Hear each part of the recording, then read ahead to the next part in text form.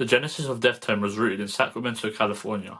High school friends Stephen Carpenter and Chino Monero showed a desire for music beyond the mainstream.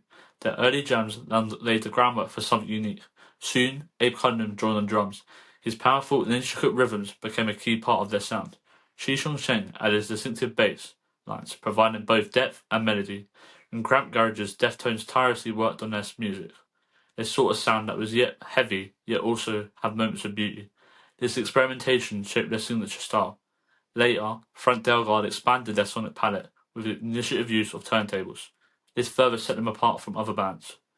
The local Sacramento scene soon became their testing ground.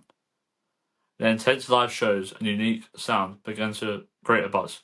They didn't fit neatly into any genre. This distinctiveness caught the attention of many record labels. In 1994, Deftones signed with Maverick Records. This was a pivotal moment, taking their underground sound to a wider audience. Their debut album, Adrenaline Rise, in 1995. It was raw and powerful.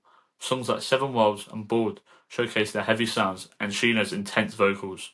They toured extensively, their energetic live shows building a dedicated fan base. Their raw energy connected with people seeking something different. 1997 saw the release of Round the Third. This album showed their growth, blending heaviness with more melody and atmosphere. By the later part of the decade, with the 2006 release of Saturday Night Wrist, Deftones navigated a period of internal turbulence, yet still managed to produce an album characterized by its raw energy and experimental features, featuring collaborations that hinted at their continued willingness to explore new sonic avenues. Throughout the 2000s, Deftones continuously challenged expectations, crafting a unique and influential sound that resonated with a dedicated audience and inspired a new generation of alternative artists. While appearing unified, Deftones experienced internal friction, primarily concerning creative direction. Stephen Carpenter often leaned towards heavier, more technical sounds, contrasting with other members. Inclination for melody and experimentation, this difference in vision sometimes created tension during songwriting sessions, as the band sought a compromise, ultimately navigating these. Single person involved in it. I think a good start would be for that. We might start writing music. I'm thinking about going in the next couple months and stay with Stefan for a few days. Trying to think of different ways of writing music from scratch. On our last record, he didn't have as much to do with the writing process that I would have liked for him to have. The idea this time is just to go hang out with him for like a couple weeks at his house and just record him playing guitar, take some of the riffs, whatever that he makes, chop them up, organize stuff. But I really feel like his riffs, his guitar playing, what he does is one of the most, if not the most important part of Deftones, what we do with those riffs, with the way that he plays drums. That's the essence of what we do.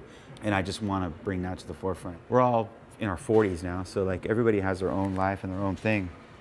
So to get us all, in the same room, engaged at the same point, on the same thing, that's probably the hardest part, or whatever. There's no lack of ideas, it's just getting everybody on the same page at the same time on the same day. When we do actually get together, we have a fucking blast. That's the main reason why I think we are still a band today, because we actually do enjoy each other's company.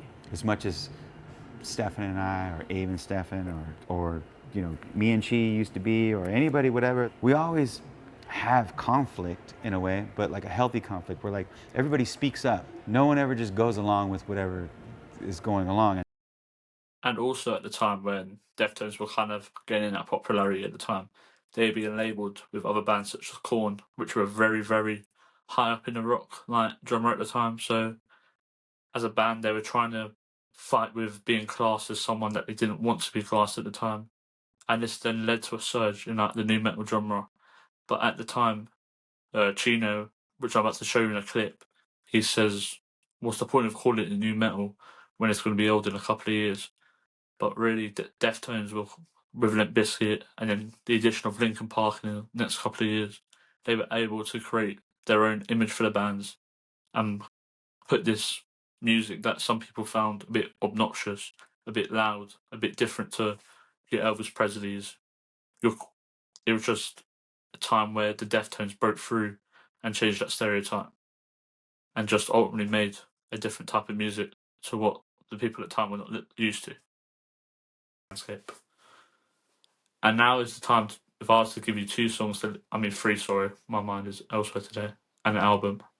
I'd probably go with Around the Fur, because that album has a lot of heavy, yet also moments of beauty, like I said in this documentary, where it just kind of explores the different side that the Deftones were trying to experiment at the time with. And now songs. That's a tough one, man. Tough one. I think number one has to be Lotion. And Lotion and Head Up for me are very two songs I don't think that get the recognition they deserve. Also, I like... It's hard to pick. It's hard to pick a couple more because they've. Oh, I just love the Deftones so much.